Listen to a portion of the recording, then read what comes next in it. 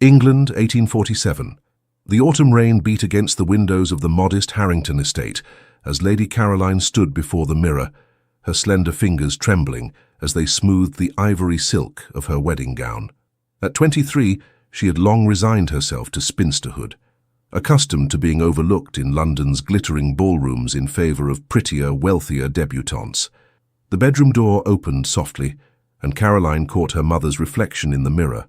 Lady Eleanor Harrington entered, carrying a small wooden box inlaid with mother-of-pearl. "You look beautiful, my dear," her mother whispered, her eyes glistening with tears as she opened the box to reveal the family's heirloom pearl hairpins.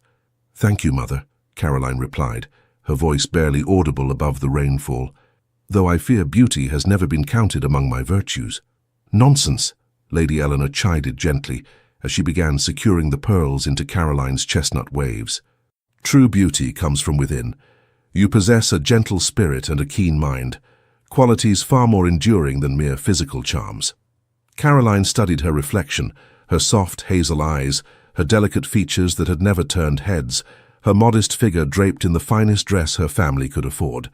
In truth, she was not unattractive, merely unremarkable in a society that prized exceptional beauty. "Do you truly believe this union will bring happiness, Mother?" she asked, her voice wavering slightly. Lady Eleanor's hands paused. In truth, she had harbored dreams that her only daughter would find a love match as she herself had. But with the family's dwindling fortunes and Caroline's advancing age, the proposal from the illustrious Duke of Ashworth had seemed nothing short of miraculous. "The Duke is a respectable man of considerable standing," Eleanor replied carefully. "Such an advantageous match is more than many could hope for." "You haven't answered my question," Caroline observed, turning to face her mother directly. Eleanor sighed, taking her daughter's hands in her own. "Happiness takes many forms, my darling. Security, respect, position, these are not insignificant foundations upon which contentment may be built. And who knows what may grow from such beginnings?" What remained unspoken was the desperate relief that had washed over the Harrington household when Henry Ashworth, the 30-year-old Duke, had agreed to the marriage. His estates were vast, his bloodline impeccable, his reputation formidable. That he had chosen their daughter had been shocking, a blessing they dared not question too closely. A knock at the door interrupted their conversation. Caroline's father, Sir James Harrington, entered, his once imposing frame now slightly stooped with age and financial worry. "The carriage is prepared," he announced, his voice carrying forced cheerfulness. His eyes softened as he beheld his daughter in her bridal attire. "My dear girl, you are a vision." Caroline crossed the room to embrace him, inhaling the familiar scent of tobacco and cologne. "Thank you, Father." "The Duke is a fortunate man," Sir James continued, his voice rough with emotion, "though I doubt he realizes quite how fortunate." "We must not keep him waiting," Lady Eleanor reminded them, carefully adjusting Caroline's veil. "It would not do to be late to one's own wedding." The journey to the family chapel passed in silence, the rhythmic drumming of rain on the carriage roof matching the anxious beating of Caroline's heart. Through the window she watched the familiar countryside blur into watercolor impressions of green and grey. By sunset, she would be mistress of an estate she had never seen, wife to a man she barely knew. Hours later, standing in the hushed grandeur of the family chapel, Caroline felt a strange detachment as she repeated her vows. The Duke towered beside her, his sharp profile etched against the stained glass like a figure carved from stone. His voice, deep and authoritative, betrayed no emotion as he pledged himself to her. "I, Henry George William Ashworth, take thee, Caroline Elizabeth Harrington, to be my lawfully wedded wife." When their hands touched during the exchange of rings, she noticed how cold his fingers were against hers. The assembled guests, mostly his acquaintances, his side of the church filled with England's most distinguished families, watched with polite interest, evaluating her worth with calculating eyes. "You may kiss the bride," the vicar announced, his voice echoing against the ancient stone walls. The Duke leaned forward, pressing his lips briefly, formally against hers, a perfunctory seal to their contract, nothing more. Caroline closed her eyes, trying to imagine that this cold touch held some promise of future warmth, but the moment ended before she could convince herself of the fantasy. The wedding breakfast that followed was an elegant but subdued affair. Caroline found herself seated beside her new husband at the head table, acutely aware of how little they had spoken, beyond the necessary exchanges of the ceremony. "You have a lovely home, Lady Harrington," the Duke commented to her mother, his tone polite but distant. "The gardens, in particular, show remarkable care." "Caroline is responsible for those," Lady Eleanor replied with subtle pride. "She has quite a talent for horticulture." The Duke's gaze shifted to Caroline, seeming to truly look at her for the first time. "Indeed, an unusual interest for a young lady." "I find peace among growing things," Caroline answered, seizing the opportunity to establish some connection, however tenuous. "There is something miraculous in nurturing life from seed to bloom." A flicker of something, perhaps surprise, perhaps interest, crossed his features before his expression resumed its customary reserve. "Oakenhurst has extensive gardens, though I fear they've suffered from neglect in recent years. Perhaps you will find them a worthy challenge." "I should like that very much," Caroline replied, offering a tentative smile that went unreturned as the Duke turned to acknowledge a congratulatory toast from a neighboring landowner. As the afternoon progressed, Caroline observed her husband from beneath lowered lashes. Henry Ashworth was undeniably handsome, tall and broad-shouldered, with the strong jawline and aristocratic bearing that generations of noble breeding had perfected. His dark hair, swept back from a high forehead, was just beginning to silver at the temples, lending him an air of distinguished maturity. Yet it was his eyes that most captivated and unnerved her. Steel grey, intelligent, but curiously cold, as though viewing the world through a protective layer of ice. When the time came for their departure, Caroline bid her parents farewell with carefully controlled emotion. Lady Eleanor embraced her tightly, whispering, "Write to me, my darling. And remember, patience often reaps the sweetest rewards." Sir James kissed her forehead, his voice too choked for words, before shaking the Duke's hand with all the dignity he could muster. "Take care of her, Your Grace. She is our greatest treasure." "You have my word, Sir James," the Duke replied formally. Oakenhurst Abbey, the Duke's ancestral estate, loomed like a fortress against the darkening sky as their carriage approached that evening. Caroline gazed through the window at the imposing Gothic architecture, its towers and turrets silhouetted against the twilight, gardens stretching into the distance like a sea of shadow.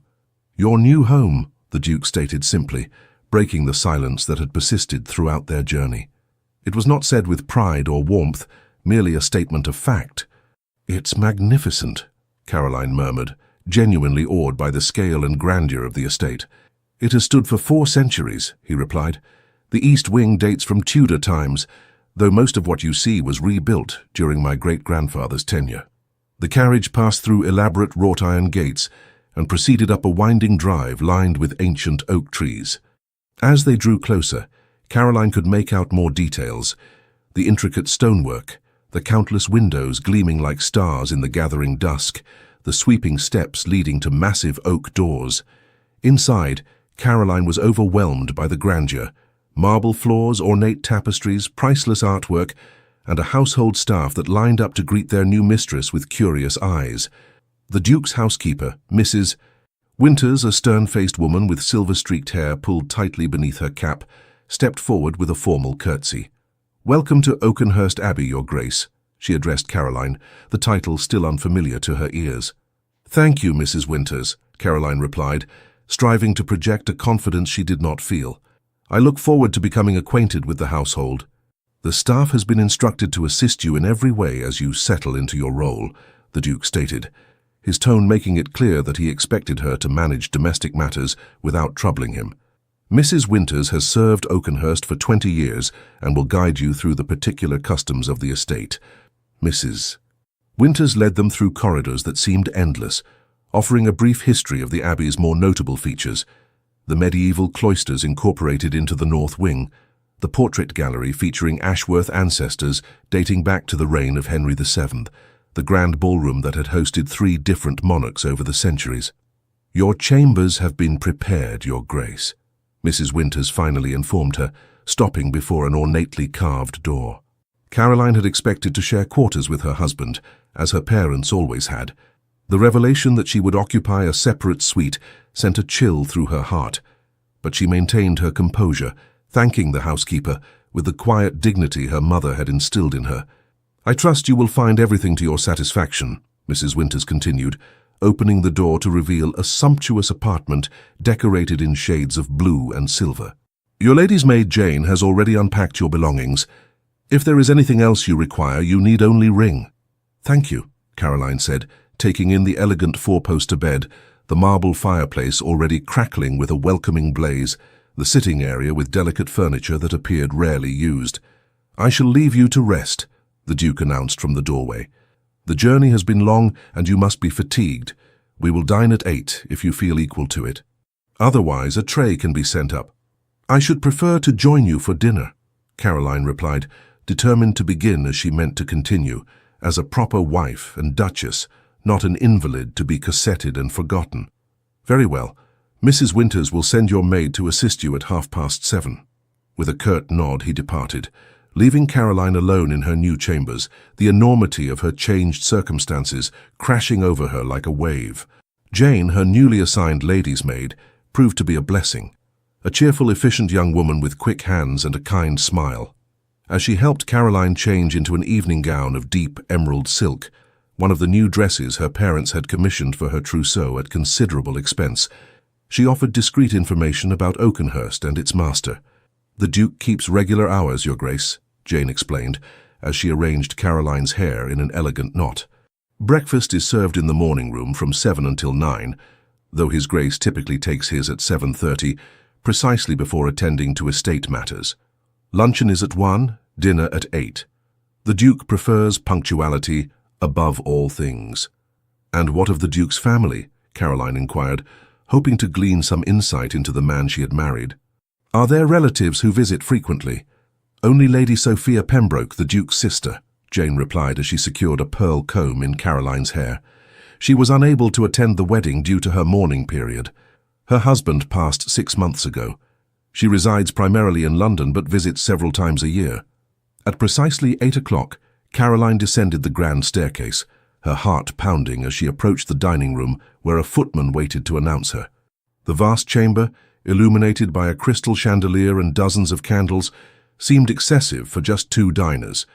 The Duke already stood at the head of a table that could easily seat 30 guests.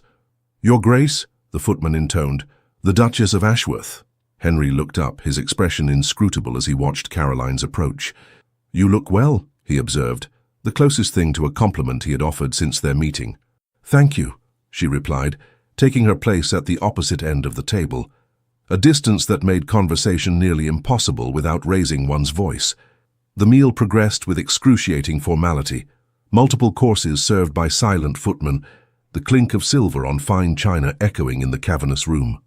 Caroline attempted conversation several times, inquiring about the estate, the neighbouring families, the history of Oakenhurst, but received only perfunctory replies that discouraged further questions. After dinner, they withdrew to a smaller sitting room where coffee was served. Caroline noticed that while the room was beautifully appointed, it had the unlived-in quality of a museum display, perfect but soulless. Do you play? The Duke asked suddenly, gesturing toward the pianoforte in the corner. A little, Caroline admitted, though I fear I lack any exceptional talent. My mother was an accomplished musician, he said, a distant look in his eyes. This was her favorite room. It was the first personal information he had volunteered, and Caroline seized upon it eagerly. When did she pass away? When I was 12. My father followed 3 years later. His tone made it clear the subject was closed. They lapsed into silence once more, the ticking of the mantel clock marking the slow passage of time. At 10:30, the Duke rose. I have correspondence to attend to, he announced. Please do not feel obliged to wait up. I imagine you must be tired after the day's events. Yes, of course, Caroline replied, disappointment washing over her, despite her determination to remain positive. Good night, Your Grace. He hesitated, as though about to say something more, then merely inclined his head before departing, leaving Caroline alone with her thoughts and the dying fire. Later that evening, having changed into her finest nightgown with the help of Jane, Caroline sat at her dressing table, brushing her hair with methodical strokes. She had dismissed the maid, preferring solitude as she prepared for what she assumed would be her husband's arrival. Her mother had explained with delicate circumspection what would be expected on her wedding night. While the conversation had left Caroline nervous and uncertain, She was determined to fulfill her duties as a wife with the same grace and dignity she approached all responsibilities. The knock at her door came just as the mantel clock struck 11. The Duke entered without waiting for her response. He had removed his formal attire and wore a dark smoking jacket, his expression inscrutable as he regarded her. Caroline rose, her heart fluttering with nervous anticipation. Despite everything, a small part of her had nurtured hope, perhaps not for passionate love, but for kindness, for companionship, for the chance that affection might grow between them. "My lord," she said softly, approaching him with hesitant steps. Henry Ashworth studied her with detached assessment. "I trust you find your accommodations satisfactory?" "Yes, thank you. The rooms are lovely. And the staff has been attentive to your needs." "Very much so. Everyone has been most helpful." An uncomfortable silence stretched between them. Caroline, gathering her courage, moved closer, thinking that perhaps he was as uncertain as she. When she was near enough to catch the faint scent of his cologne, she tilted her face upward, waiting for her husband's kiss. Instead, the Duke took a deliberate step backward. His grey eyes, cold as the North Sea in winter, met hers with unflinching directness. "I feel no love, no desire for you," he stated, his tone as matter-of-fact as if discussing the weather. "This is an arrangement, nothing more. I require an heir and a mistress for my household. You will fulfill these duties, and in return you shall want for nothing material." Each word struck Caroline like a physical blow. The blood drained from her face as she struggled to maintain her composure, to not reveal how deeply his callous honesty wounded her. "I understand," she managed, though her voice trembled. "I do not wish to be cruel," he continued, his expression softening fractionally at her evident distress. "Merely clear. False expectations lead only to unnecessary pain. It is better that we understand each other from the beginning." "Yes," Caroline whispered, clasping her hands tightly to prevent them from shaking. "I appreciate your honesty." "Good," he nodded curtly. "I shall not disturb your rest tonight. We will discuss household matters in the morning. Mrs. Winters will provide you with the account books and staff schedules after breakfast." With that, he turned and left, closing the door firmly behind him. The moment he was gone, Caroline's knees gave way. She sank to the floor, silent tears streaming down her cheeks as the full weight of her new reality descended upon her. She had expected perhaps indifference, even coldness, but not such brutal honesty, not such complete rejection. She thought of her parents, of how her father's eyes had crinkled when he smiled at her mother across the breakfast table, of the way her mother had always known when he entered a room without turning to look. She thought of the quiet tenderness they shared, the small everyday intimacies that had made their home warm, despite their financial struggles. Would she ever know such comfort? Or was she destined to wander the cold grand halls of Oakenhurst Abbey, a duchess in name, but a stranger to her husband's heart? In the vast, unfamiliar bed later that night, surrounded by luxury but utterly alone, Caroline stared at the ornate canopy above her and allowed herself one night of despair, one night to mourn the dreams she had secretly harbored, despite her practical nature. "I was a fool," she whispered into the darkness. A fool to hope for more than this arrangement. Yet even as the thought formed, another voice, her mother's voice, seemed to answer, "Patience, my darling. The coldest winters eventually yield to spring." Come morning, she vowed, she would face her new life with dignity. She would be the best Duchess of Ashworth she could be, managing the household with efficiency, representing her husband with grace in public, fulfilling every duty expected of her. But tonight in the darkness, she whispered her deepest fear into her tear-dampened pillow. "Will I ever know what it is to be truly loved?" Outside her windows, the autumn rain continued to fall, washing away the last vestiges of the life she had known, leaving only uncertainty and the faint, fragile hope that somewhere beneath the Duke's icy exterior beat a heart capable of thawing. The winter months at Oakenhurst Abbey passed with glacial slowness. Caroline adapted to her role as Duchess with quiet determination, learning the intricacies of managing the vast estate, memorizing the names and positions of every servant, and gradually making subtle improvements to the household that had lacked a mistress for too long. Her days fell into a predictable pattern. Mornings were spent reviewing household accounts with Mrs. Winters, who had gradually warmed to Caroline's efficient, respectful management style. Afternoons often found her in the estate's magnificent but neglected conservatory, restoring exotic plants, that had withered under insufficient care. "These orchids can be saved," she told Mr. Simmons, the elderly head gardener, as they surveyed the space together. "With proper attention, they'll bloom again by spring."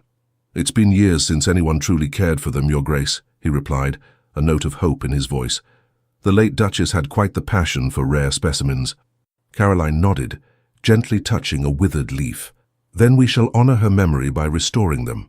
The Duke remained an elusive figure, often absent on business in London or closeted in his study when in residence. Their interactions were formal, limited to necessary discussions about household matters, or brief appearances together at local functions where propriety demanded the presence of both Duke and Duchess. On a particularly bitter January morning, Caroline was summoned to the Duke's study, an unusual occurrence that caused a flutter of apprehension in her chest. "You wish to see me, my lord?" she inquired, standing before his imposing mahogany desk. Henry looked up from his correspondence, his expression guarded as always. "Yes, my sister, Lady Sophia Pembroke, has written to announce her intention to visit next week. She is recently widowed and seeks a change of scenery." Caroline nodded, already mentally reviewing the preparations necessary for an extended guest. "I shall ensure everything is arranged for her comfort." "There is something else you should know," Henry continued, his tone revealing a rare hesitation. "Sophia and I were raised primarily by our grandmother after our parents' deaths. She is protective of me and may not immediately welcome your presence." "I understand," Caroline replied, though inwardly she wondered at the complexity of family dynamics she had yet to unravel. "Is there anything specific I might do to make her feel at ease?" A flicker of surprise crossed the Duke's features, as though he had expected a different reaction. "Simply be yourself, I suppose. Sophia appreciates honesty, if nothing else." 3 days later, Lady Sophia Pembroke arrived in a flurry of black silk and piercing observations. At 32, she retained the striking Ashworth features, the same steel-grey eyes as her brother, though hers flashed with emotion where his remained coldly controlled. "So this is the bride," Sophia remarked during their first dinner together, her assessing gaze travelling over Caroline. "Henry's letters mentioned you were managing Oakenhurst competently, but he failed to note your youth. I assure you, Lady Pembroke, I take my responsibilities quite seriously," Caroline replied evenly. "Indeed, and which responsibilities might those be?" Sophia's arched eyebrow conveyed volumes. Henry cleared his throat. "Caroline has made considerable improvements to the household, Sophia. The East Wing is finally habitable again, and the accounts are in better order than they've been in years." "How delightful to have married an efficient housekeeper," Sophia commented dryly, but Caroline caught the thoughtful look she cast toward her brother. Later that evening, unable to sleep, Caroline wandered to the library, seeking solace in books as had been her habit since childhood. To her surprise, she found Sophia already there, examining the shelves with a glass of brandy in hand. A shocking liberty for a lady, but one that somehow suited her independent air. "My apologies, Lady Pembroke. I didn't mean to intrude," Caroline said, preparing to withdraw. "Stay," Sophia commanded, turning to face her. "And for heaven's sake, call me Sophia. Lady Pembroke reminds me too much of my late husband, who was, I assure you, not worth remembering." Cautiously, Caroline entered the room. "I'm sorry for your loss nonetheless." Sophia laughed without humour. "Are you?" "Don't be. It was a marriage of convenience that brought me neither happiness nor particular distress. Much like yours, I imagine." The blunt assessment startled Caroline. Please, spare me the polite fiction." Sophia waved her hand dismissively. "I know my brother. He is many things, but a loving husband is not among them, not since Elizabeth." "Elizabeth?" The name slipped from Caroline's lips before she could stop herself. Sophia's eyes widened. "He hasn't told you, has he? Fascinating." She settled into a leather armchair, gesturing for Caroline to take the one opposite. "You ought to know, I suppose, if you're to make any sense of the man you've married." And so, as the fire crackled in the grate, Sophia revealed the history that had shaped the Duke of Ashworth. Elizabeth Carlyle had been Henry's first love, a vibrant, beautiful girl from a neighbouring estate. Their courtship had progressed nearly to engagement when she had fallen ill with scarlet fever, dying merely days before Henry planned to propose. "He was but 21, Sophia explained, her voice softening with the memory. "After Elizabeth, he threw himself into estate management, into politics, into anything that required no emotional investment. I had hoped time would heal him, but she studied Caroline with newfound interest. Tell me, what made you agree to marry my brother? Surely a girl like you could have found a match with at least the pretense of affection. Caroline's hands twisted in her lap. My family's circumstances were difficult, and She paused, the truth rising unbidden to her lips. I had never been the sort of girl who attracted suitors. I was invisible in ballrooms, overlooked at dinner parties. When the Duke expressed interest, it seemed miraculous. Invisible, Sophia repeated thoughtfully. How interesting. Henry has spent a decade making himself invulnerable, and they matched him with a woman who has spent her life being unseen. She set down her empty glass. Perhaps there is wisdom in that I cannot yet perceive. The following weeks brought an unexpected shift to Oakenhurst. Sophia, rather than departing after a customary week's visit, announced her intention to stay through spring. Her presence acted as a catalyst, forcing interaction where there had been distance. She insisted on daily rides, on musical evenings, on dining together, rather than allowing Henry to take meals in his study. During one such ride, Caroline, Henry, and Sophia stopped to rest their horses near a stream on the estate's edge. As Sophia wandered ahead to gather early wildflowers, Caroline found herself momentarily alone with her husband. Your sister has brought much life to Oakenhurst, she observed cautiously. Henry's gaze followed Sophia's distant figure. She has always been the heart of our family. I sometimes wonder if she shouldn't have been born the heir instead of me. You manage the estate admirably, Caroline offered. Managing is not the same as living, though, is it? He replied, a rare moment of vulnerability that vanished as quickly as it had appeared. Before Caroline could respond, he straightened in his saddle. We should return. The weather looks to turn. That evening, a violent storm lashed the abbey. As lightning illuminated her bedroom in stark flashes, Caroline heard a crash from the conservatory below. Concerned for the rare plants she had painstakingly nursed back to health, she hurried downstairs, lamp in hand. The scene that greeted her was one of devastation. A fallen tree branch had shattered one of the glass panels, allowing rain and wind to wreak havoc on the delicate specimens within. Without hesitation, Caroline set to work, gathering the most vulnerable plants and moving them to safety. She was so absorbed in her task that she didn't notice the Duke's arrival until his voice cut through the howling wind. What in heaven's name are you doing?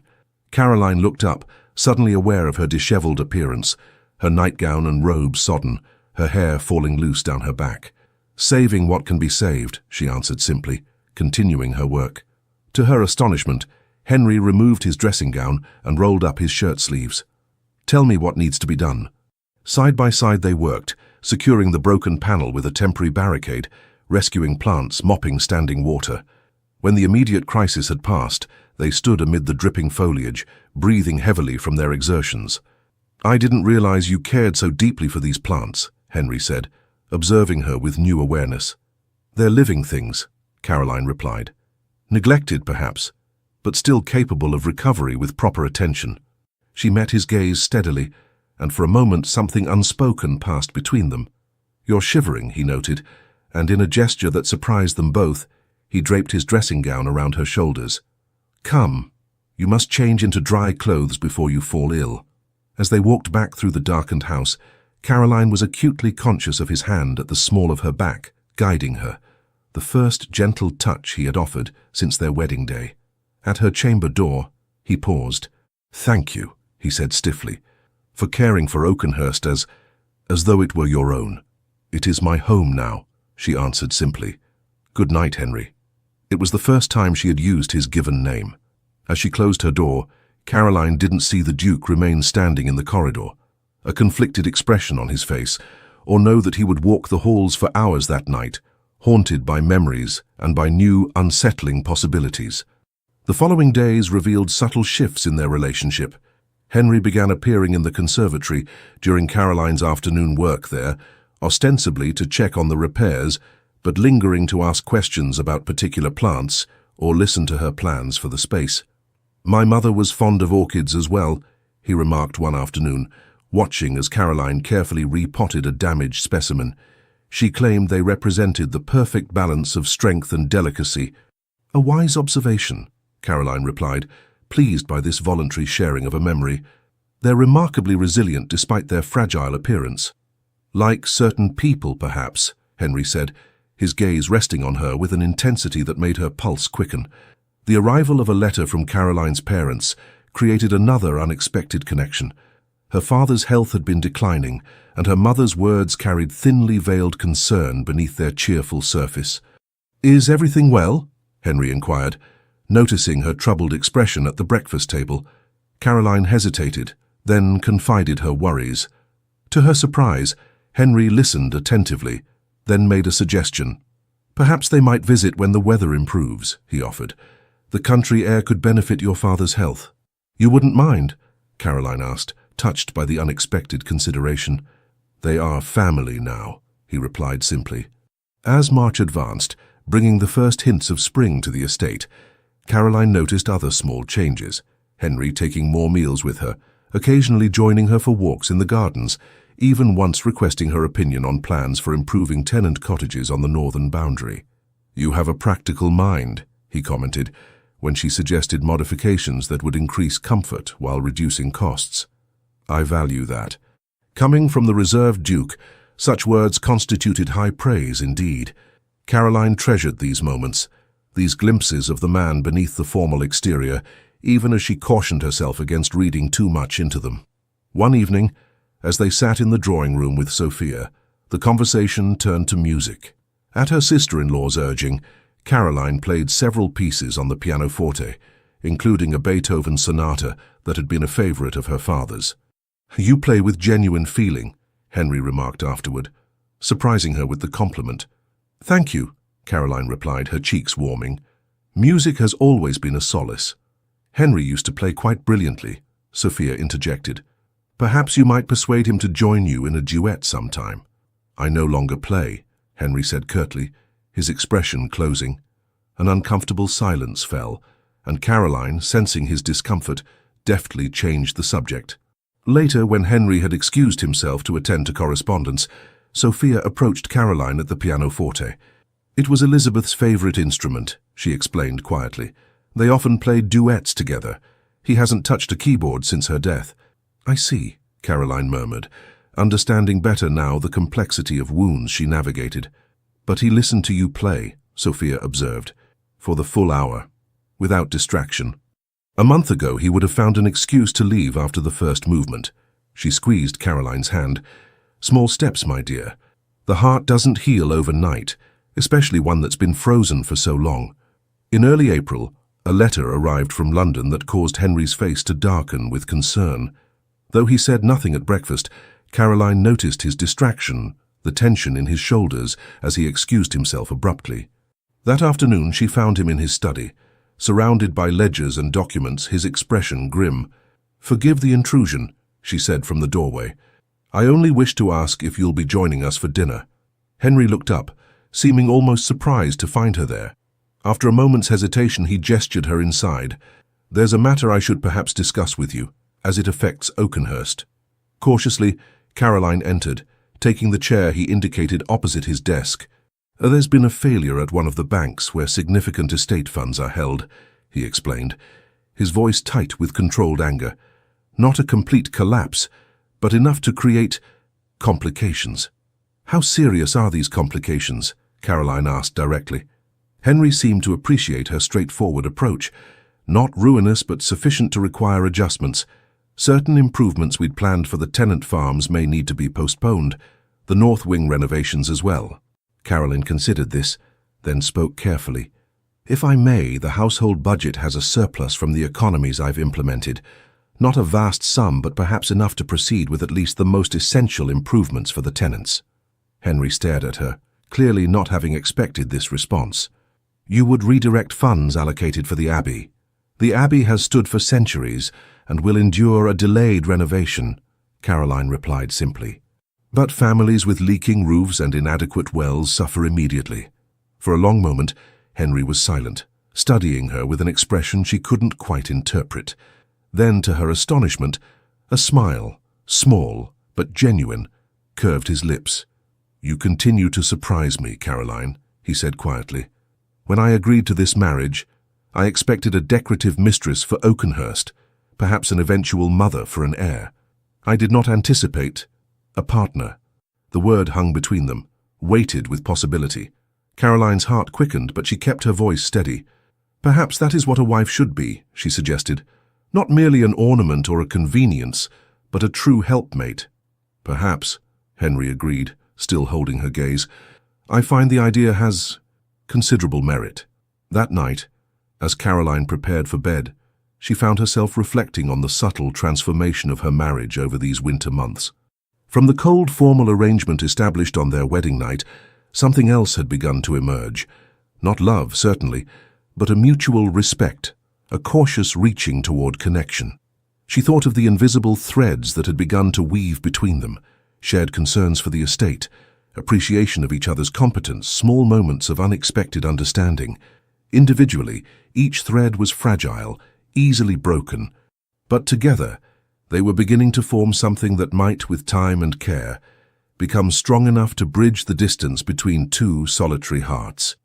As she drifted toward sleep, Caroline allowed herself to hope, not for grand passion or dramatic declarations, but for the continued strengthening of those quiet threads, for the gradual awakening of the man whose name she bore but whose heart remained, for now, a chamber she had yet to enter.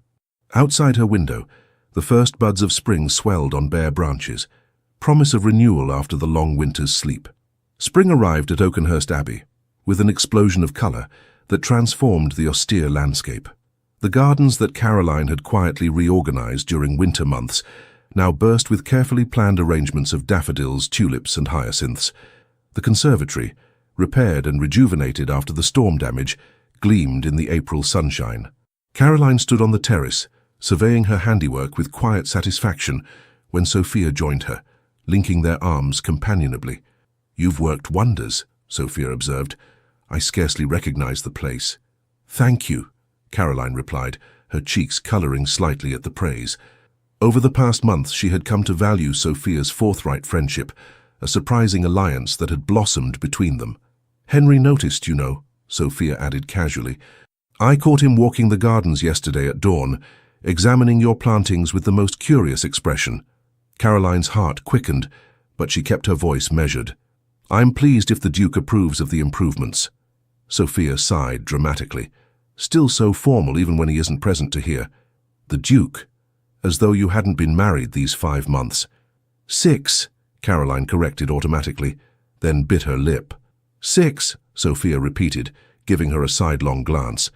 "And still sleeping in separate chambers, I'd wager." "Sophia," Caroline gasped, scandalized. "Oh, come now, we're both women of the world. Besides," she added more gently, "I've eyes in my head. I've watched you these months. Watched him too." "And what exactly do you believe you've seen?" Caroline asked, unable to keep a note of vulnerability from her voice. Sophia turned to face her directly. "I've seen a woman quietly building a home around a man who doesn't know how to inhabit one anymore. And I've seen my brother watching that woman when he thinks no one notices, with confusion, with respect, and increasingly, I think, with longing." Caroline shook her head. "You're mistaken. He made his feelings quite clear on our wedding night."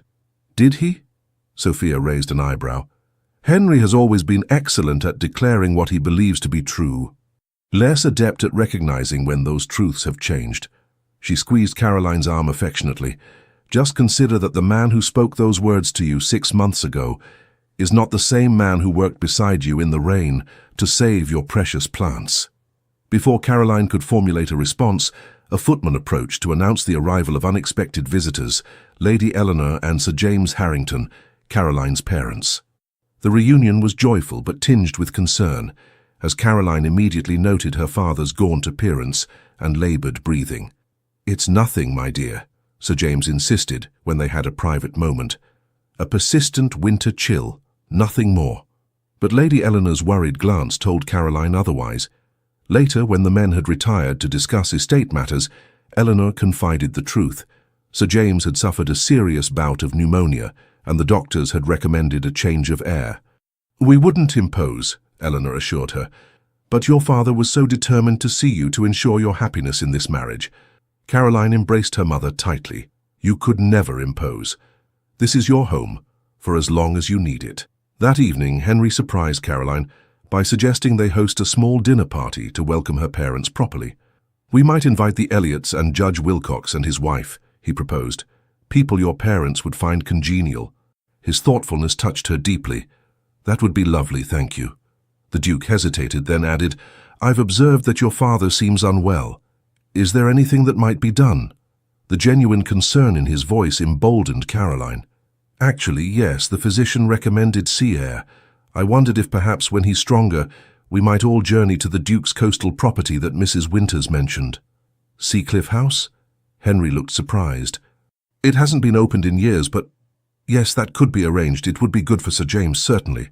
"Thank you," Caroline said simply, but her eyes conveyed a deeper gratitude. For a moment, Henry seemed about to say more, but merely nodded and excused himself. The dinner party proved a greater success than anyone anticipated. Caroline, in her element as hostess, guided conversations skillfully, drawing out shy guests and diplomatically redirecting when topics became contentious. Henry, observing her from the head of the table, found himself increasingly captivated by this side of his wife, confident, gracious, intelligent, in a way that commanded respect without demanding attention. When Judge Wilcox steered the conversation toward local politics, territory where Caroline might reasonably have deferred to her husband, she instead offered insightful observations about the impact of proposed railway expansions on tenant farmers, a perspective that made the judge nod thoughtfully. "Your Duchess has a remarkable understanding of agricultural economics," the judge commented to Henry afterward. "Most ladies of my acquaintance concern themselves solely with household matters." "Caroline is not most ladies," Henry replied, surprising himself with the pride in his voice. Later that night, after the guests had departed and the household had retired, Henry found himself restless. Passing the library, he noticed a light still burning and entered to find Caroline curled in a window seat, a volume of poetry open on her lap. "You were magnificent this evening," he said, without preamble. Caroline looked up, startled. "I beg your pardon." "As hostess," he clarified, moving further into the room. "You handled everything perfectly.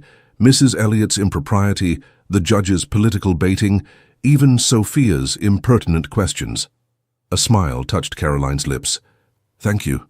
I enjoyed it, actually." "You seemed in your element," Henry observed, taking the chair opposite her.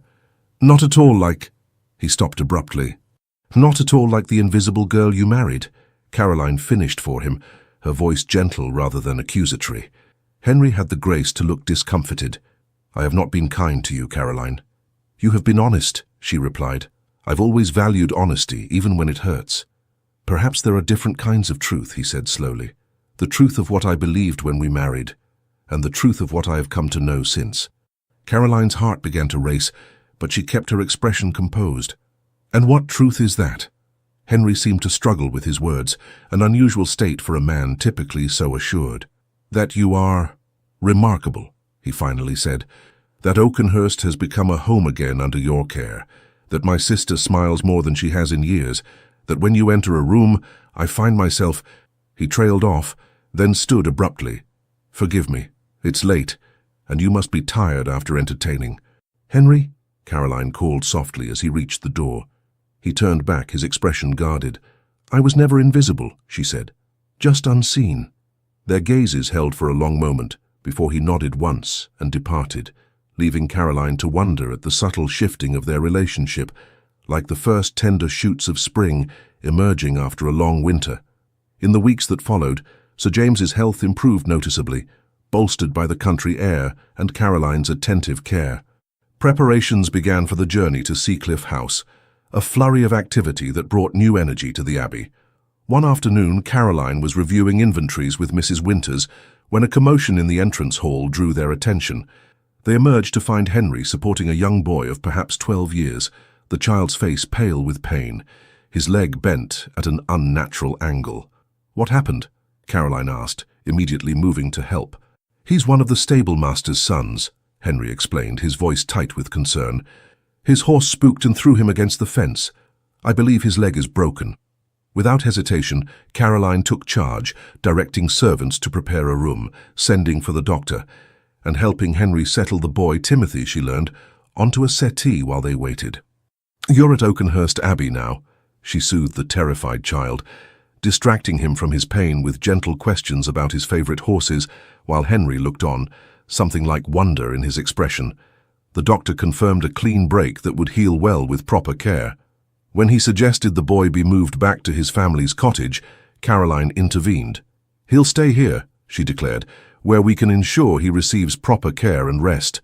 When the doctor seemed about to object, she added firmly, "I insist."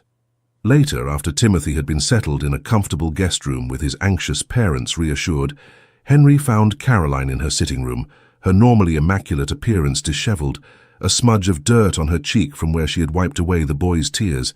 "That was extraordinary," he said quietly. Caroline looked up wearily. "It was only right." "Not everyone would see it so," Henry replied, moving to sit beside her on the small sofa, closer than he had ever voluntarily positioned himself before.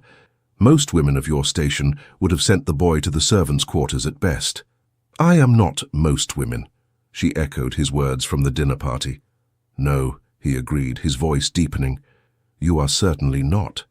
In a gesture that seemed almost unconscious, he reached out to brush the smudge from her cheek, his fingers lingering against her skin. Caroline held perfectly still, scarcely breathing as something electric passed between them. The moment stretched, taut with possibility, until the clock chimed the hour, startling them both. Henry withdrew his hand slowly, reluctantly.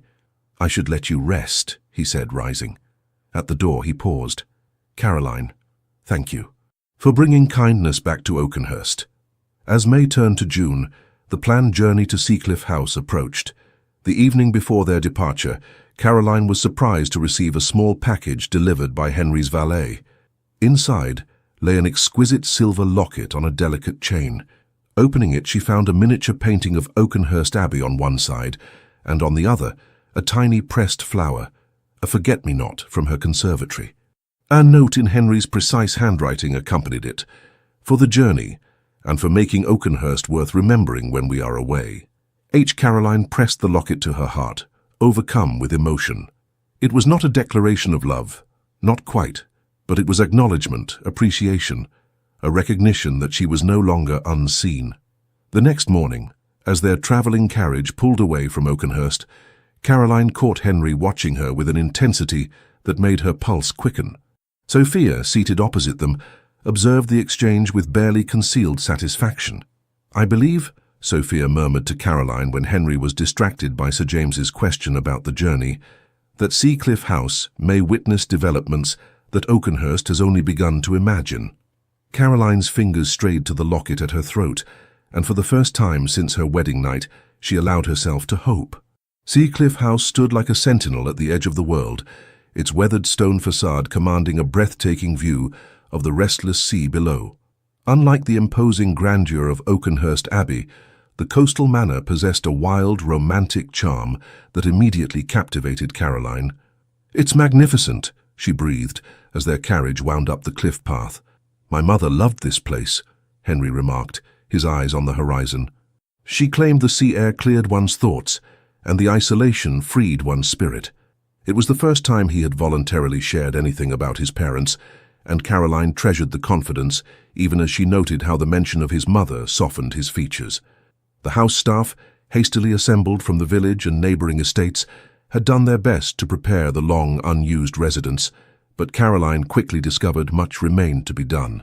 Rather than expressing dismay, she embraced the challenge with characteristic determination. "We shall make it comfortable," she assured her father, who worried the primitive conditions might worsen his health rather than improve it. "My dear girl," Sir James replied fondly, "you have always possessed the remarkable ability to create sanctuary wherever you go." The first week passed in a flurry of activity, airing rooms, ordering provisions, establishing routines.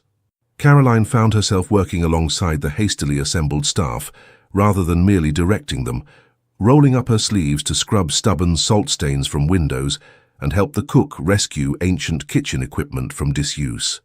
One evening, Henry discovered her in the disused library, balanced precariously on a ladder as she cleaned grime from book spines that had likely gone untouched for a decade. "Caroline!" he exclaimed, rushing forward as the ladder wobbled dangerously. "For heaven's sake, you'll break your neck." His hands found her waist, steadying her, and the sudden contact made them both freeze. Caroline looked down at him, acutely aware of his strong fingers splayed across her midriff, of the concern in his eyes that went beyond propriety into genuine fear for her safety. "I'm quite all right," she assured him, her voice not entirely steady, "just trying to salvage what books can be saved." Henry didn't immediately release her, even after she had descended the ladder. "You don't need to exhaust yourself," he said, his hands still at her waist. "We have servants for these tasks." "Too few, and none familiar with the house," she countered. "Besides, I find I enjoy the work. It's satisfying to bring order from chaos." "Is that what you've been doing at Oakenhurst as well?" he asked, his gaze intent. "Creating order from the chaos I allowed to develop?" Caroline hesitated, then decided on honesty. "Perhaps, though I would call it creating home rather than merely order." Something flickered in Henry's eyes. Vulnerability, longing, she couldn't be certain. "And have you found home there?" "I'm beginning to," she answered softly. The moment stretched between them, charged with unspoken emotion, until voices in the corridor announced Sophia and Lady Eleanor's approach. Henry stepped back, releasing Caroline, but his eyes held hers a moment longer, communicating something she dared not yet interpret. The following days brought a new rhythm to their party. Mornings were devoted to Sir James's health regimen: sea air, gentle exercise, and the mineral waters a local physician had recommended.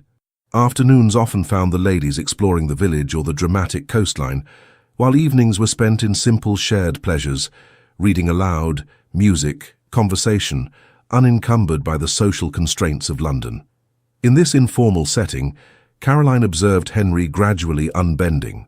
He laughed more freely at Sophia's outrageous stories, engaged in spirited chess matches with Sir James, and once memorably joined Caroline in a duet at the recently tuned pianoforte, his rich baritone complementing her modest soprano in a way that left her breathless.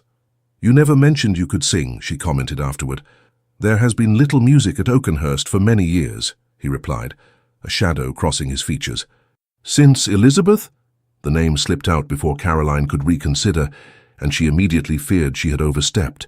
Henry stiffened momentarily, then exhaled slowly. "Yes, she loved music. After she died, I couldn't bear to hear it." "I'm sorry," Caroline said softly, "for your loss and for raising painful memories." Henry studied her face, searching for something. "It was not your question that surprised me, but rather my reaction to it," he admitted. "The pain is different now, less immediate. I can speak of her without feeling as though my chest is being crushed. Time heals, they say," Caroline offered. "Time alone does not heal," Henry corrected her gently. "It merely distances. Other things heal: purpose, kindness, new connections." His eyes held hers. New beginnings. One evening, nearly 3 weeks into their stay, Henry suggested a picnic on a secluded beach, accessible only by a steep path from the cliffs. With Sir James feeling particularly energetic and the weather perfect, the entire party agreed enthusiastically.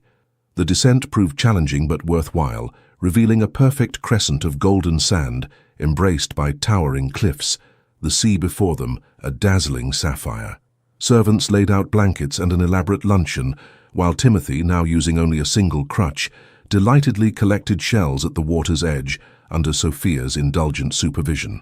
After they had eaten, Sir James dozed peacefully in the shade of a parasol, Lady Eleanor beside him with her embroidery. Sophia announced her intention to teach Timothy the finer points of skipping stones, leading the boy farther down the beach.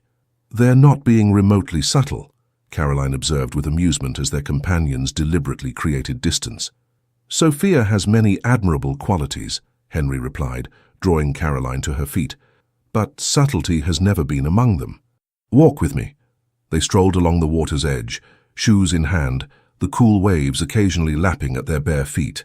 When they reached a natural sea cave carved into the cliff face, Henry guided Caroline inside, where the roar of the ocean echoed mysteriously against ancient stone. "I brought something for you," he said, reaching into his pocket, "something that should have been yours from the beginning." He withdrew a small velvet box and opened it to reveal a magnificent ring, an oval sapphire surrounded by diamonds, set in intricate gold filigree. "The Ashworth betrothal ring," he explained. "It has belonged to the Duchess of Ashworth for 7 generations. I couldn't give it to you when we married.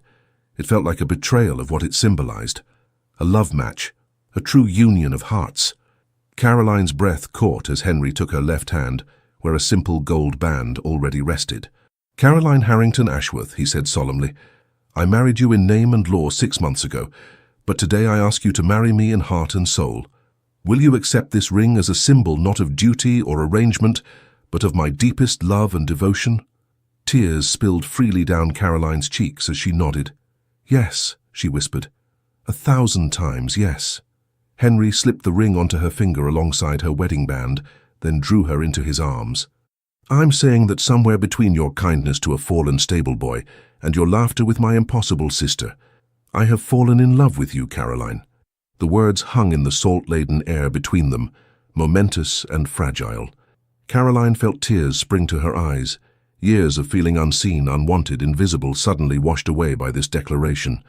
"I don't deserve your love," Henry continued, his voice rough with emotion. "Not after how I've treated you.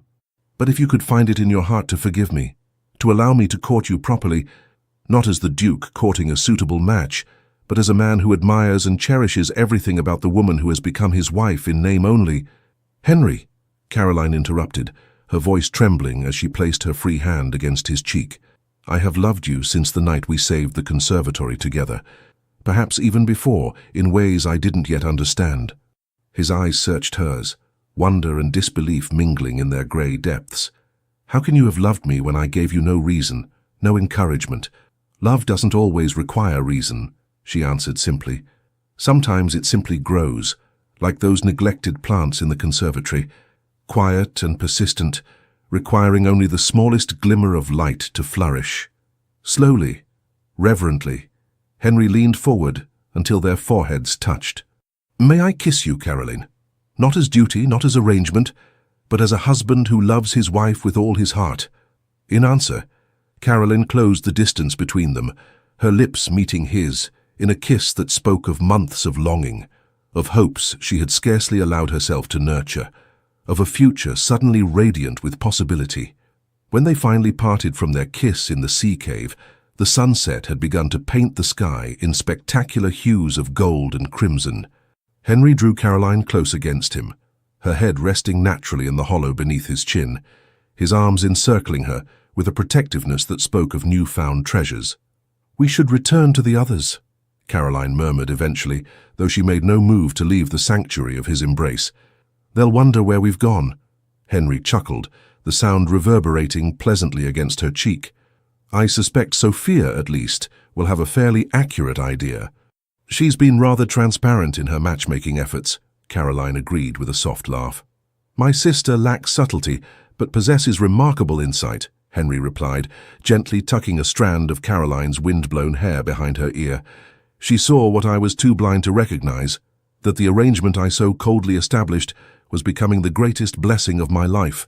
They walked back hand in hand, no longer caring if their linked fingers might raise eyebrows. As they approached the main path, they saw Sophia standing alone, clearly waiting for them. Her knowing smile broadened at the sight of their clasped hands and the new ring glittering alongside Caroline's wedding band. "Well," she drawled, "it appears Seacliff House has worked its magic more quickly than even I anticipated." Henry laughed, a free and joyous sound that Caroline had never heard from him before. "You are insufferable, sister." "And you," Sophia retorted, her eyes soft despite her teasing tone, "are finally yourself again." She turned to Caroline, genuine affection in her gaze. "Thank you for giving us back the real Henry. I had quite despaired of ever seeing him again." That evening, as the family gathered in Seacliff's cozy drawing room, Henry surprised everyone by making an announcement. "Caroline and I have decided to renew our vows," he declared, his hand covering his wife's, the sapphire glinting in the candlelight. "A small private ceremony here at Seacliff, where our hearts truly found each other." Lady Eleanor's eyes filled with happy tears as she embraced her daughter. "Nothing could give me greater joy than to see you truly loved," she whispered. Sir James, looking healthier than he had in months, clasped Henry's hand firmly. "That you have a treasure in my daughter," he said, his voice thick with emotion. "I trust you now recognize her worth." "More than I can express," Henry replied with quiet sincerity. I propose a celebration afterward, Sophia added eagerly. Nothing elaborate. Simply good food, music, perhaps dancing on the terrace overlooking the sea. And where will you find appropriate musicians in this remote location, dear sister? Henry inquired with fond exasperation. Leave that to me, Sophia replied mysteriously. I have resources you cannot imagine. The following days were filled with gentle preparations for the ceremony. Caroline, freed from the weight of uncertainty that had burdened her for months, moved through Seacliff House with a lightness of spirit that transformed her. Her natural beauty, always present but subdued by her habitual reserve, now shone with an inner radiance that caught Henry's breath whenever she entered a room. For his part, Henry seemed a man awakened from a long slumber. The cold formality that had been his armor for years gradually fell away, revealing the man Sophia had insisted still existed beneath, thoughtful, occasionally playful, capable of deep feeling beneath his controlled exterior. One evening Caroline found him in the library, studying a small portrait miniature she had never seen before. "Elizabeth?" she asked softly, recognizing the moment called for neither jealousy nor retreat. Henry nodded, then held out his hand to draw her beside him on the window seat. "I've carried this for 9 years, he said, his voice steady as he showed her the portrait of a pretty, vivacious-looking young woman with laughing eyes. Not out of any romantic notion that I would forever mourn her, but because I feared forgetting her face." Caroline studied the miniature with gentle respect. She was beautiful. She was, Henry agreed, full of life and laughter. We grew up together, and loving her seemed as natural as breathing. He carefully closed the miniature's case. When she died, I convinced myself that I had experienced my one allotment of love in this life, and that duty alone would sustain me thereafter. He set the miniature aside and took both of Caroline's hands in his. "I was wrong, Caroline. So terribly wrong. What I feel for you, it's different from what I felt for Elizabeth, but no less profound. Perhaps even deeper, because it has grown from respect and admiration rather than childhood affection." Caroline's eyes glistened with unshed tears. "I never dared hope for this," she confessed. "After our wedding night, I thought perhaps in time we might achieve a comfortable companionship, but never this." "I have much to atone for," Henry said, raising her hands to his lips. "Words spoken that cannot be unsaid, months of coldness you did not deserve. Will you allow me a lifetime to make amends?" "There is nothing to forgive," Caroline replied softly. "We begin anew, here and now." The next morning, Henry surprised her by suggesting they visit the village together. As they walked through the small fishing community, Caroline noted with pleasure how different his manner was from the formal, distant nobility he typically displayed at Oakenhurst. Here he greeted fishermen by name, inquired after families, stopped to admire a child's shell collection with genuine interest. "You know these people well," she observed, as they paused to purchase fresh bread from the village bakery. "My mother brought us here every summer," Henry explained, nodding to the elderly baker. "She believed aristocracy meant responsibility toward those under our care, not just privilege. These families have fished Ashworth waters for generations. Their welfare is bound to ours." "A wise perspective," Caroline replied, understanding better now the complex man she had married, formed by loss, yes, but also by principles worth honoring.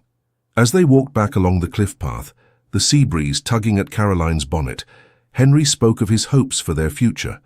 "I've been considering changes at Oakenhurst," he said. "The tenant cottages on the north side need complete rebuilding, not just repairs, and the village school requires expansion." "Ambitious projects," Caroline noted with approval. "Too long delayed," Henry admitted. "I've managed Oakenhurst efficiently, but without true vision. Your perspective has shown me how much more might be accomplished." He paused, gazing out over the restless sea. "I've also been thinking about heirs." Caroline's heart skipped a beat. This was territory they had not yet discussed since their reconciliation. "I've been a duke without a duchess in more than name," Henry continued carefully. "And while Oakenhurst needs an heir, I find I'm more concerned with being a husband and perhaps someday a father, not for the sake of the title but for the family we might create together." The simple sincerity of his words moved Caroline deeply. "I would like that very much," she replied softly. True to her word, Sophia arranged for a string quartet from a neighboring estate to play for the celebration following the renewal ceremony. The ceremony itself took place at sunset on the cliffside terrace, with only family as witnesses and a local vicar officiating. Caroline wore a simple gown of pale blue silk, not the formal wedding dress of their first ceremony, but something chosen with joy rather than obligation. Henry, watching her approach across the terrace with wildflowers in her hair and happiness illuminating her face, felt his heart swell with emotions he had denied himself for too long. The vows they exchanged were not the formal, traditional words of their first wedding, but promises written from the heart, speaking of second chances, of seeing and being seen, of love that grows from respect and kindness. "Caroline," Henry said, his voice steady but filled with emotion, "I pledge to you not just my name, my protection, or my honor, though these are yours without question. I pledge to you my heart, fully and without reservation. I promise to see you, truly see you, every day of our lives together. I promise to cherish your gentle strength, your quiet wisdom, your compassionate spirit. You have brought light back into my world, and I will spend my life ensuring you never again feel invisible or unvalued." Tears slipped down Caroline's cheeks as she responded in kind. "Henry, I pledge to you my heart, my faith, and my abiding love. I promise to stand beside you in all seasons, to create home wherever we may be, to remind you always that life offers more than duty. You have given me the greatest gift, the knowledge that I am truly seen and valued. I will spend my life helping you remember how to live with an open heart." As the vicar pronounced them once more husband and wife, Henry drew Caroline into an embrace that erased all memory of the perfunctory kiss they had shared at their first wedding. This was no sealed contract, but a promise embodied, witnessed by those they loved and blessed by the glorious sunset sky above. The celebration that followed was exactly as Sophia had envisioned, intimate yet joyous, elegant yet relaxed. Sir James, his health remarkably improved, managed to dance one careful quadrille with his daughter before ceding her to her husband. As Henry led Caroline in a waltz, their movements perfectly synchronized despite having never danced together before, he murmured in her ear, "Do you remember what I said to you on our wedding night?" Caroline tensed slightly, the painful memory still capable of stinging despite all that had changed. "I do." "I was a fool," Henry said firmly. "A blind, heartless fool. Tonight I say the opposite. I love you beyond measure, Caroline. My desire for you consumes me. This is not an arrangement. It is the greatest blessing of my life." Caroline's eyes shimmered with unshed tears as she gazed up at the man who had become everything to her. "And I love you, Henry Ashworth, with all that I am, all that I ever will be." Later, when the music had ended and their guests had retired, Henry and Caroline stood alone on the terrace, watching moonlight dance across the restless sea. For the first time since their arrival at Seacliff House, they would not bid each other good night at separate doors. "Are you nervous?" Henry asked gently, his arms encircling her from behind. Caroline leaned back against his solid strength. "A little," she admitted, "but not afraid. Never afraid when I'm with you." Henry turned her in his arms, his expression solemn in the moonlight. "I make you this vow, Caroline, beyond what we spoke today. You will never again be invisible. Not to me, not to anyone who matters. I will spend every day of our lives ensuring you know how deeply you are seen, how completely you are loved." In the master bedroom of Seacliff House, with the sound of waves crashing against the cliffs below and starlight streaming through the windows, husband and wife truly became one, not in dutiful obligation, but in passionate, tender love that had been worth every moment of waiting, every heartache of uncertainty. As summer reached its zenith, the party prepared to return to Oakenhurst Abbey. Sir James and Lady Eleanor would remain at Seacliff House until autumn, the sea air having proved so beneficial to his recovery. Sophia, declaring herself utterly exhausted by so much romantic sentiment, announced her intention to visit friends in Bath before returning to London for the little season. "You two lovebirds hardly need a chaperone now," she teased as the carriage was loaded for departure. "Besides, Oakenhurst deserves to meet its new Duchess properly, the real Caroline, not the shadow who arrived 6 months ago." Caroline embraced her sister-in-law warmly. "Thank you," she whispered, "for seeing what might be possible when I had lost hope." "Nonsense," Sophia replied, though her eyes were suspiciously bright. "You would have melted his frozen heart eventually. I merely accelerated the inevitable." The journey back to Oakenhurst felt entirely different from their departure. No longer a duke and his convenient bride, but partners in the truest sense. They spoke of plans for the estate, of improvements to tenant conditions, of making the Abbey a true home and centre of the community, as it had been in generations past. "We might host a harvest festival," Caroline suggested, as the familiar countryside rolled past their carriage windows. "Invite all the tenant families, the villagers. Revive the old traditions your grandmother mentioned." "An excellent idea," Henry agreed, his hand resting comfortably on hers. "And perhaps we should consider opening the West Wing for visiting artists and scholars, as my mother once did. Oakenhurst was known as a centre of culture and learning in her day." Caroline's eyes lit up at the prospect. "I should like that very much. The Abbey has such history. It deserves to be a living legacy, not a mausoleum." When Oakenhurst finally came into view, its Gothic towers silhouetted against the summer sky, Caroline felt a surge of affection for the great house that had initially seemed so forbidding. It was home now, truly home, not merely a residence where she performed duties. The staff, lined up to greet them as protocol demanded, couldn't help but notice the transformation in their master and mistress. The Duke, typically so reserved and formal, helped his wife from the carriage himself rather than waiting for a footman, his hand lingering at her waist.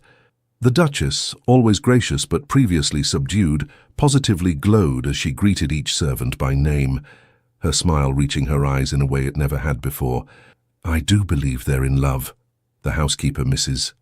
Winters, remarked to the butler later that evening, her tone suggesting she found this development both surprising and not entirely proper. "About time, if you ask me," the butler replied with uncharacteristic sentiment.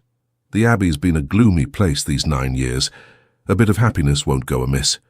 That night, as Caroline prepared for bed in what had been her solitary chamber, Henry appeared at the connecting door that had remained firmly closed since their wedding night. "I've had the master suite prepared for us," he said, a question in his eyes. "But if you prefer your own space—" Caroline crossed the room and placed her fingers gently against his lips. "I have had quite enough of separate chambers to last a lifetime," she said softly. "Take me to our room, husband." The months that followed brought changes to Oakenhurst that few would have predicted. Under the joint guidance of the Duke and Duchess, the estate flourished not merely as a financial enterprise, but as a living community. The tenant cottages were rebuilt to modern standards, the village school expanded, the harvest festival revived with such success that it became the talk of the county. Within the Abbey itself, the West Wing was renovated to accommodate visiting artists and scholars, bringing new energy and ideas to the ancient halls.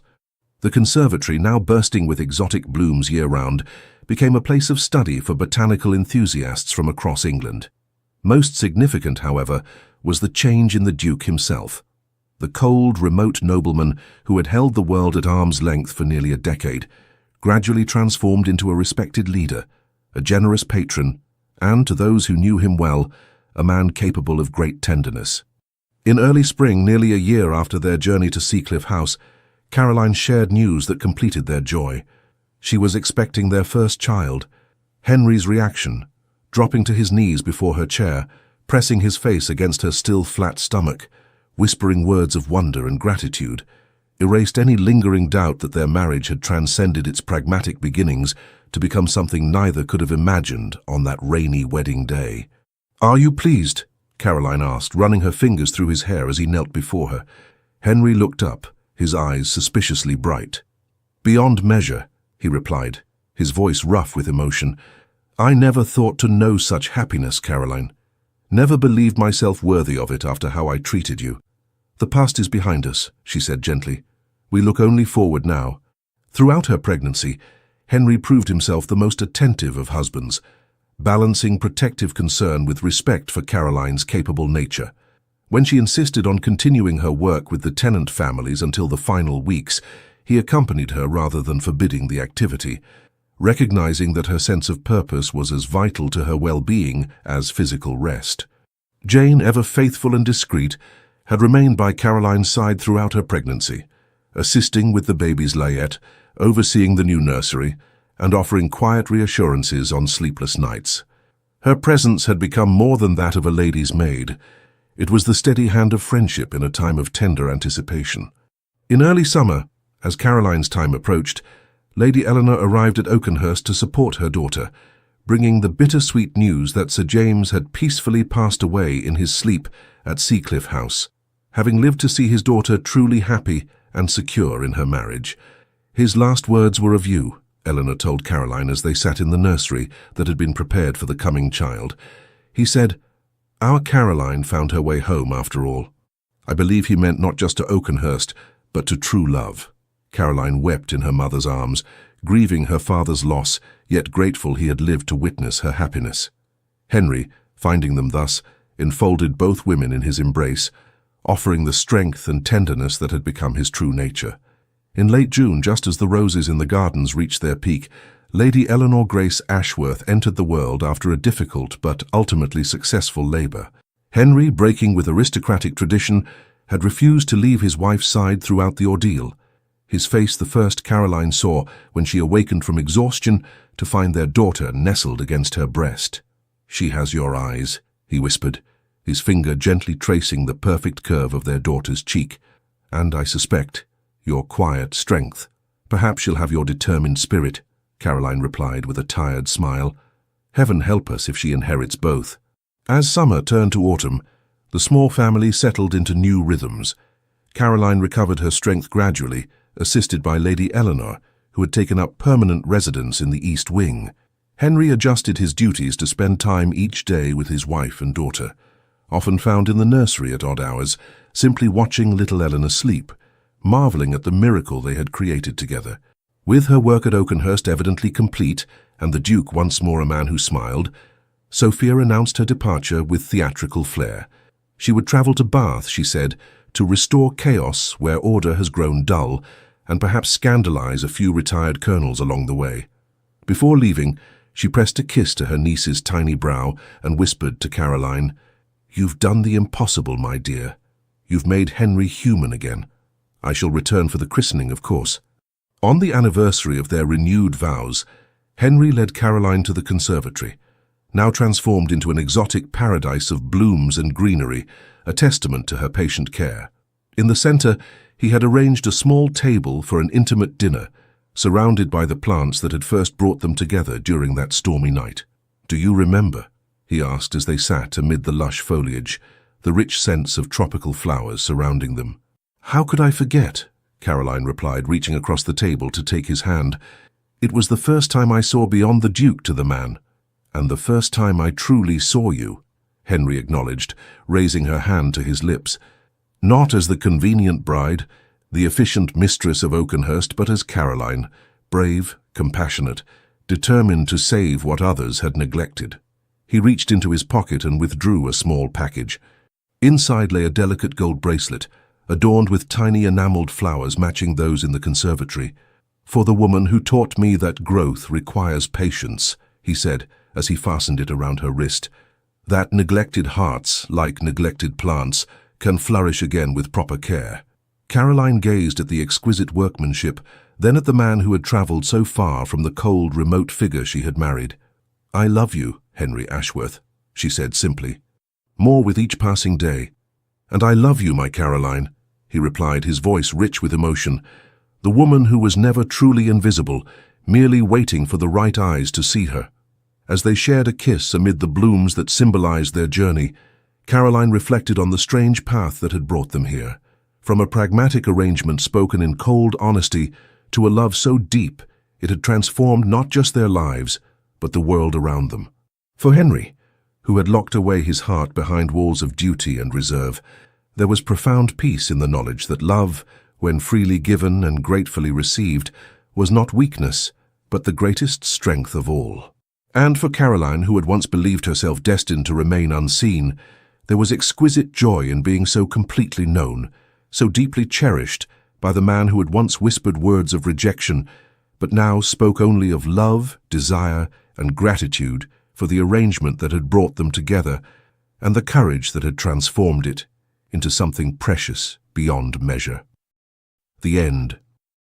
Dear listener, perhaps tonight as you sit quietly with your memories or lie beneath the hush of twilight, you find yourself thinking of all the seasons your heart has weathered, the quiet winters of waiting, the uncertain springs of change, the summers of love lost or found, and the autumns of letting go. This story of Caroline and the Duke is not only a tale of love that blooms unexpectedly, it's a reminder that even the coldest heart can learn to feel again, and that no one, no matter how overlooked or unseen, is ever truly forgotten by life. Just like the neglected orchids in Caroline's conservatory, you too carry strength within you, soft, steady, and resilient. And even if the world around you has gone quiet, your spirit still blossoms in ways that matter deeply. You are not invisible. You are not past your prime. You are still becoming, still capable of bringing beauty, warmth, and wisdom into the lives around you. So tonight, let your soul rest easy. Let go of any heaviness you carry. Let your heart be reminded that love, respect, and recognition can arrive in the most unexpected chapters. And sometimes our most beautiful seasons come later in life. You are cherished. You are protected. You are not alone. Sleep peacefully, dear one. Tomorrow holds gentle promises. And remember, the courage it takes to love again, to trust again, to begin again, is the quietest kind of strength. With all our gratitude, Legends of the Fall Team. Thank you for staying with us until the end. We hope this story brought you comfort, inspiration, and a gentle reminder that even in silence, love can find its voice. Please subscribe, like, comment, and share this video to help support our channel. Truly, from the bottom of our hearts. Your support is what keeps us motivated to keep telling more stories filled with emotion, healing, second chances, and unforgettable love.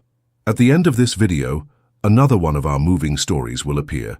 Click it and be surprised by another tale as emotional and powerful as this one.